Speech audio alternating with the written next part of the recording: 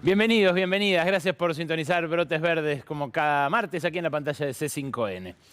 Al final, Martín Guzmán se eyectó del gobierno del Frente de Todos y se eyectó haciendo el mayor daño posible. No solamente por el timing de su renuncia, que fue especialmente irritante, sobre todo para la vicepresidenta Cristina Fernández de Kirchner, después de mucha humillación, difícil culparlo al ministro de Economía, pero también difícil exculparlo de ese gesto y de la destrucción que pretendió llevar adelante y que, bueno, en buena medida consiguió. Hoy, el dólar paralelo en sus distintas versiones, tanto el crocante, el blue, el bille, como los financieros, el contado con liqui, el dólar bolsa, valen entre 15 y 30 pesos más que el viernes, que ya habían aumentado fuerte como consecuencia de la corrida contra los bonos en pesos. Pero Martín Guzmán desató además un fin de semana de muchísima incertidumbre que se agravó porque la discusión fue sobre nombres y no sobre ideas ni sobre el rumbo. Silvina Batakis, que apareció sobre la hora, al final, digamos, ha entrado ya el segundo tiempo de ese fin de semana de locura, asume en su ministerio con la interna todavía abierta. Va a intentar hacer equilibrio Batakis, pero los que interpretan que fue una designación creada por el Instituto Patria o nacida en el Senado, están completamente equivocados o a propósito procuran establecer ese relato. La realidad es que en la mañana del domingo Miguel Pese se la elevó a Alberto Fernández, alarmado ya por un sábado de total incertidumbre y por lo que podía ocurrir ayer con la apertura de los mercados si no había ministro ni ministra de Economía. Santiago Cafiero fue clave también, un hombre al que está escuchando muchísimo el presidente, que sigue siendo su jefe de gabinete, a pesar de que en otra embestida cristinista fue desplazado a Cancillería y reemplazado por el otrora voluminoso político Juan Mansur. Cafiero puso 2 ministros en 15 días. Daniel Scioli y Silvina Batakis son parte de su cosecha. Y ojo, porque Santiago Cafiero sigue estando apuntado por el bando de enfrente, en esta interna que, insisto, a pesar de la cena de ayer, que por supuesto no conocemos en su totalidad el contenido, sigue abierta por muchísimas otras razones que ahora vamos a compartir. Batakis es destacada, encomiada en el oficialismo por su condición de bilingüe. Puede hablar en albertista y puede hablar en kirchnerista. Puede venir, como vino acá anoche, a lo del gato silvestre, y hablar del uso planificado de las reservas, hablar de la heterodoxia en la necesidad de recuperar ingresos, pero también hablar de que hay que mantener una política fiscal y monetaria ortodoxa. No usó esa palabra, hizo una profesión de fe, algo extraño para una mujer tan formada y tan sólida como Batakis, y dijo: creo en el equilibrio fiscal. No es una cuestión de creer o no creer, sino una cuestión de usar las herramientas a la mano para uno u otro fin, ¿no? Que haya conseguido el aval de Cristina Fernández de Kirchner, repito, no quiere decir que ella la haya designado. Y eso también quiere decir que sigue latente la interna. Mirá, hace un ratito nada más hubo una reunión importante por el área energética, que es el nudo gordiano de la cuestión. Pero ayer, cuando te decía que habló de política monetaria, de política fiscal, no habló y no respondió deliberadamente sobre una cuestión: las retenciones. Las retenciones a la exportación, que son lo que Axel Kicillof, por ejemplo, y su equipo dicen son algo indispensable para desenganchar precios internacionales del precio local, para desenganchar de la guerra el precio del pan en el mostrador, por ahora no están en el menú de Silvina Batakis. Hace un ratito, a las 8:30 de la noche, salieron de su despacho este hombre, Federico Basualdo, y Darío Martínez, el secretario de Energía. Federico Basualdo es el tipo que quiso echar Martín Guzmán durante 1 año y medio y no lo consiguió. Es subsecretario de Energía Eléctrica y es el autor de un criterio que al parecer va a ser el que va a primar en la segmentación de tarifas que anoche acá Batakis dijo que va a mantener. Es un híbrido. Hay guiños al Fondo Monetario. Por ahora se mantiene Sergio Chodos en la silla como director por Argentina en el Fondo Monetario.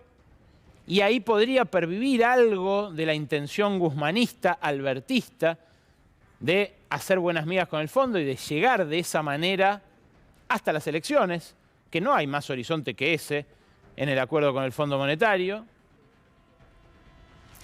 Pero ese híbrido también incluye la posición de Federico Basualdo, que dice hay que segmentar solo con criterios geográficos. Los únicos que tienen que pagar tarifa plena son los de los barrios ricos de la ciudad y los barrios ricos del conurbano bonaerense.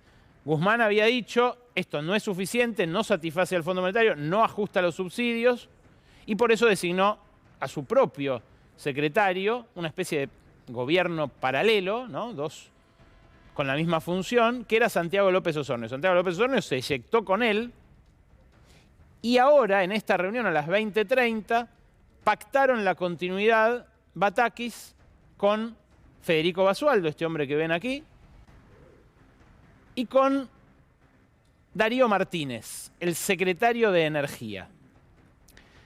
Lo de Darío Martínez fue objeto de muchas especulaciones en estas últimas horas, porque Julio De Vido, en su momento el poderosísimo ministro de Planificación, que mantuvo congeladas las tarifas y que llevó a la, complicada montaña de subsidios de 2015, que había empezado a intentar desmantelar ya Kicillof en 2012, 2013. Bueno, hoy De Vido dijo que Darío Martínez lleva adelante una farsa con las centrales hidroeléctricas y que lo que está trabajando en esa materia es inmundo. Palabras de Vido a una radio de Neuquén, cuando este viernes el propio De Vido va a ir a Neuquén de la mano de Oscar Parrilli, reconciliándose con un kirchnerismo al cual le hizo muchos reproches por cómo se comportó mientras él estuvo en prisión. Bueno, De Vido, de regreso en el redil de Cristina, arremete contra el adversario de Parrilli en la interna, que es Darío Martínez. Pero Darío Martínez se queda. Al menos lo que hablaron en la reunión que terminó a las 20:30, hace un par de horas, es que se queda. O sea, se queda todo el kirchnerismo energético y Batakis dice que va a seguir con la segmentación que resistía el kirchnerismo energético contra Guzmán. Acá está la charla que va a dar De Vido con Parrilli, la anunció Parrilli ayer en Twitter. Va a ser este viernes a las 18 horas. Y parecía, cuando hoy De Vido dijo lo de que Darío Martínez lleva adelante una farsa y que su política es inmunda, todo parecía que Darío Martínez se iba, pero que Basualdo incluso podía llegar a ser ascendido, como una forma de encontrar una síntesis entre lo que proponía Guzmán y lo que se va a terminar haciendo. Es difícil porque en general esta clase de híbridos no dan resultados y es lo que le viene pasando al gobierno en materia de ingresos, en materia de inflación, en materia energética en este último tiempo. Pero Martínez, aún con los 40 días sin gasoil que hay ya en muchas provincias acumulados, repito, a esta hora sigue en el cargo. El problema de la energía es el problema de los dólares. Y sobre el problema de los dólares, la semana pasada te mostré un documento exclusivo. ¿Quién se gastó los últimos dólares del Banco Central? Atención, porque viene otro capítulo exclusivo de esta información que solo vas a ver acá, en Brotes Verdes. La planilla que ya les mostré la semana pasada está encabezada por las empresas estatales que importan la energía, Camesa y EASA. Después están las petroleras, después están las de electrónicos. Este fin de semana, en medio de la incertidumbre terrible que rodeó a la salida de Guzmán, hubo 35% más de ventas de electrodomésticos y electrónicos en los shoppings. Obvio. El gobierno mismo nos dice que se están acabando los dólares, que no va a haber más dólares para importar que los del año pasado. El dólar, a su vez, sube en la semana pasada y la anterior a caballo de la corrida contra los bonos en pesos. Renuncia al ministro de Economía. Cada vez que renuncia al ministro de Economía, sube el dólar. ¿Qué va a hacer la gente si no tirarse de cabeza a comprar lo que pueda que parezca estar en dólares? Bueno, esos fueron los electrodomésticos. Pero claro, en esta lista, además de estos que viste la semana pasada, hay otros. Y en esos otros, yo no sé si Silvina Batakis pondría la prioridad a la hora de asignar las muy escasas reservas que todavía tiene el Banco Central. Vamos a arrancar por una empresa que aparece en este listado y que consumió 15.668.925 dólares en la primera mitad de este año. Es una sola empresa. Claro, esto es un monto que parecería insignificante al lado de los más de 2.400 millones que insumió Camesa para importar energía, pero repito, es una sola empresa. Y estamos hablando de esto, de quién se gastó los últimos dólares del Banco Central. La empresa es presidida por un hombre poco conocido, pero que fue protagonista de uno de los escándalos más importantes de la era Macri, el de los parques eólicos. ¿Recuerdan el escándalo de los parques eólicos? Mauricio Macri primero compra cuatro parques eólicos por 25 millones de dólares. Y después vende uno solo por 40 millones de dólares. ¿A quién se lo vende? A Geneia. Geneia es la primera de las empresas que hoy vas a enterarte que se llevó dólares oficiales en cantidad. Darío Lizano de Point State Capital, una de las empresas que más trajo dólares durante el macrismo, y Jorge Pablo Brito, el hijo del célebre banquero Jorge Brito, que es, bueno, a su vez también el presidente de River. Esta compañía se llevó este año esta cantidad de dólares seguramente para importar partes de aspas de molinos, para equipar sus parques eólicos. Eso, digamos, es una decisión. Nada de esto es ilegal. Lo que sí llama la atención es que una empresa que estuvo tan complicada en este escándalo aparezca entre las 100 que más aumentaron su demanda de dólares oficiales al Banco Central en lo que va de 2022. Jorge Pablo Brito, que además es el presidente de River y del Banco Macro, que fundó su padre, está involucrado en otro lío con dólares, el de Miguel Ángel Borja. Miguel Ángel Borja es la incorporación que quiere River para este libro de pases que cierra pasado mañana a la noche. Y ayer le preguntaron acá a Batakis si iba a liberar los dólares oficiales para que le paguen a Borja y se destrabe su pase. Ella, bueno, en broma, respondió que no, porque es de Boca, dijo todo para Boca. Pero la verdad es que River no tiene prohibido usar esos dólares oficiales para traer a Borja, en tanto y en cuanto los que genere sean más de los que consuma.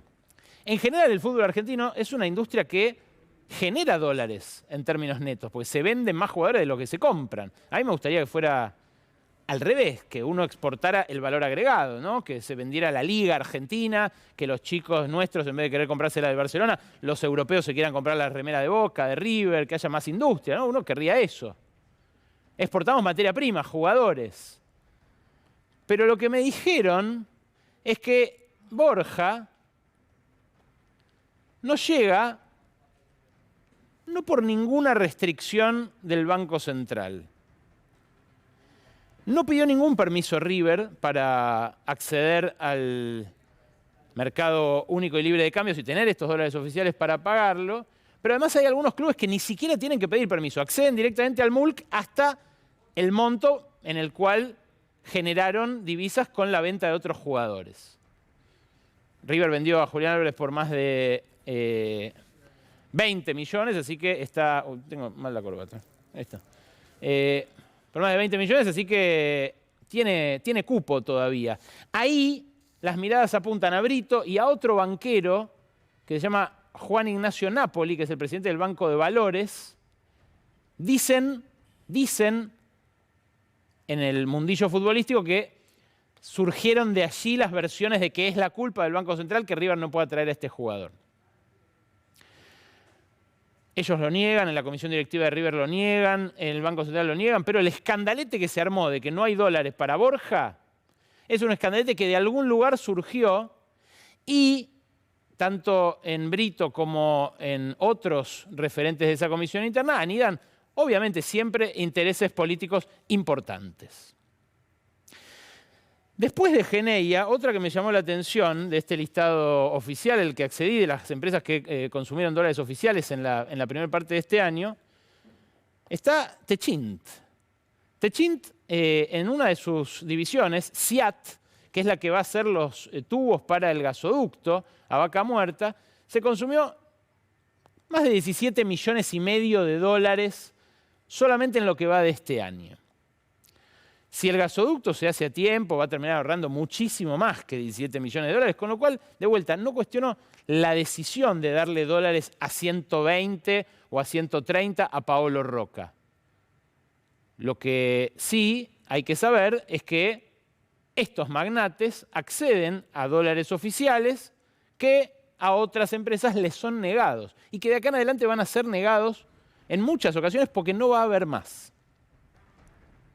Hasta acá igual se trata de empresas que pueden llegar a justificar incluso un saldo neto positivo.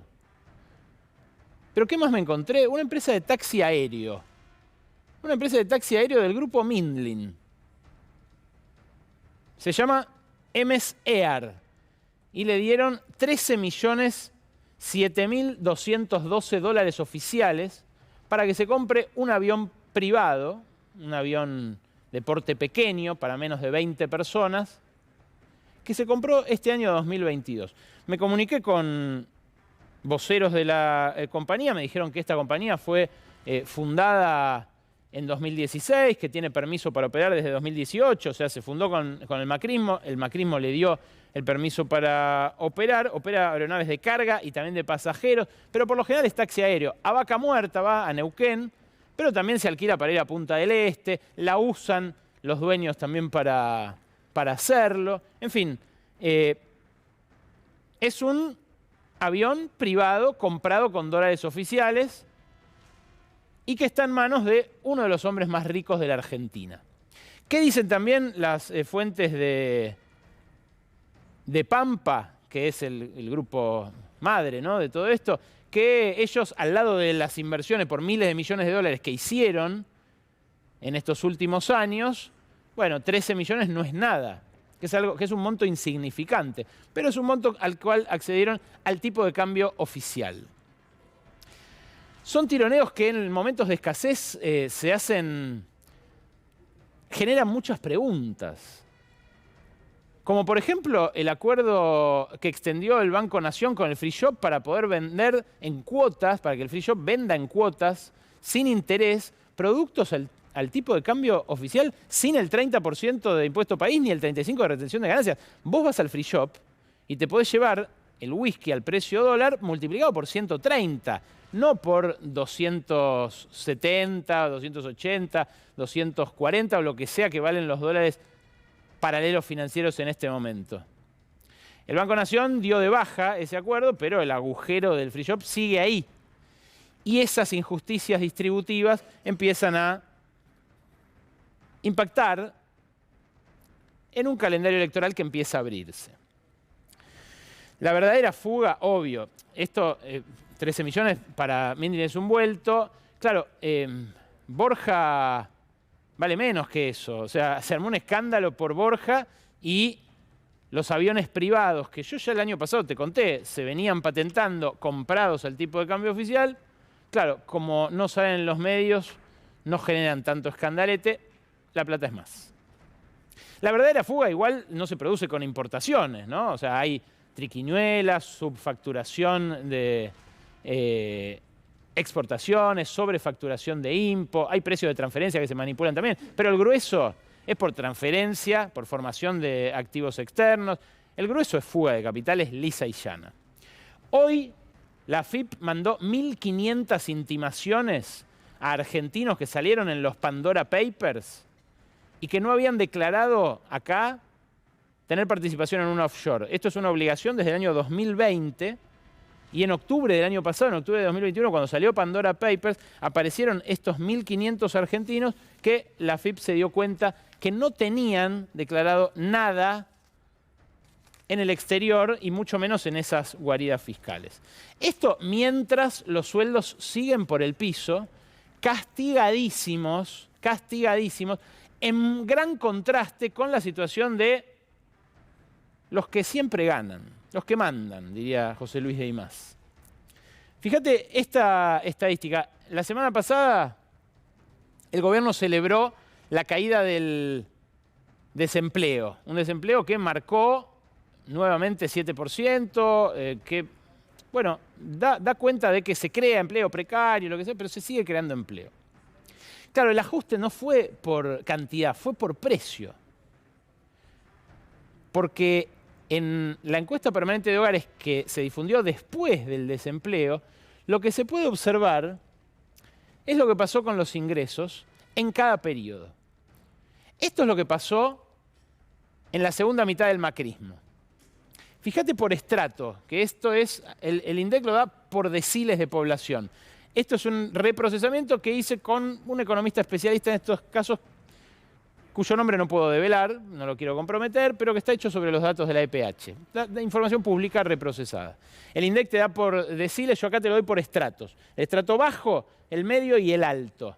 Con Macri, el estrato bajo perdió casi 22% de su poder adquisitivo. El estrato medio, 20,2%. Y el estrato alto, apenas el 17%. Es un montón el 17%, pero es mucho más el 22%. Fíjate qué pasó con la pandemia. ¿Qué pasó con Alberto Fernández, ¿no? O sea, en estos 2 años y pico de gobierno del Frente de Todos. El estrato bajo recupera un 0,26%, el estrato medio cae de vuelta, más del 2%, y el estrato alto recupera el 2,5%. El que menos había caído, recupera. El que más había caído, apenitas, se mantiene constante. Y el del medio cae de vuelta a pesar de haber caído fuerte. ¿Cuánto da en total la evolución de los ingresos? Lo que vas a ver en la siguiente placa, que es lo que resume la dinámica entre el 2018 y el 2022, lo que resume lo mal que estamos hoy. 21,8% es lo que cayeron los ingresos del estrato bajo, 21, casi 22 lo que cayeron los del estrato medio y menos del 15 los del estrato alto. Dentro de este estrato alto están los que se compran aviones al tipo de cambio oficial. Y claro, eso es en parte lo que expresa esta crisis del gobierno. Es una crisis que no tiene que ver tanto con los nombres, a pesar de que sí lo tiene, porque como te contaba, sigue la tensión Basualdo-Alberto, digamos, ahora en cabeza de Silvina Batakis. Tiene que ver con el rumbo. Porque el acuerdo con el Fondo Monetario marca un rumbo muy concreto, que además exige que se redoble, que se acelere, un rumbo de ajuste. Pero el ajuste sobre los ingresos ya fue hecho. Y fue hecho de manera muy severa. Claro, es diferencial. En algunos casos se ajustó más, en otros se ajustó menos. Y acá es donde aparece la discusión del ingreso universal. Vamos directo a la última placa, Rodo, para cerrar acá e ir luego a la discusión con Mercedes de Alessandro, doctora en Economía, que conoce de ingreso universal y que conoce también a Silvina Batakis.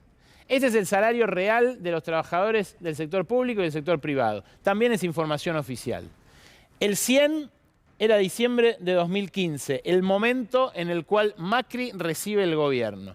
Macri arranca su gobierno con una fuerte caída del 15% para unos y para otros, a caballo de la devaluación de Prat-Gay. Luego recupera, llega a recuperar casi todo, en realidad Los estatales nunca llegan a recuperarlo, los privados están apenas a 5 puntos de hacerlo, hacia las elecciones de 2017. Pero después de esas elecciones desbarranca y termina con el recorte que terminó. Ahí está, diciembre de 2019 estaba ajustado en más de un 25% el salario de los trabajadores del sector público y en más de un 21% el de los trabajadores del sector privado.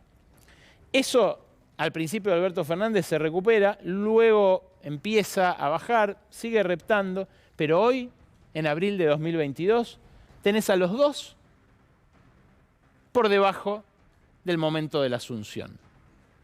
Esta es la promesa incumplida del Frente de Todos, no solamente de Alberto Fernández. Esta es la promesa que hace crujir también a esa mayoría de los votos que supo amasar Cristina Fernández de Kirchner y que ve escurrírsele entre los dedos a caballo de una política económica claramente fallida, que ahora amenaza con mostrar su peor cara. Queda poco tiempo para las elecciones y lo dijimos ya antes de las elecciones del año pasado. Las elecciones el peronismo las puede perder, incluso entre aquellos electores que saben que esta crisis es hija del macrismo, es hija de los 100.000 millones de dólares de deuda y es hija de esta devaluación salarial. Ahora, peor que perder las elecciones es perder el rumbo. Bienvenidos, bienvenidas.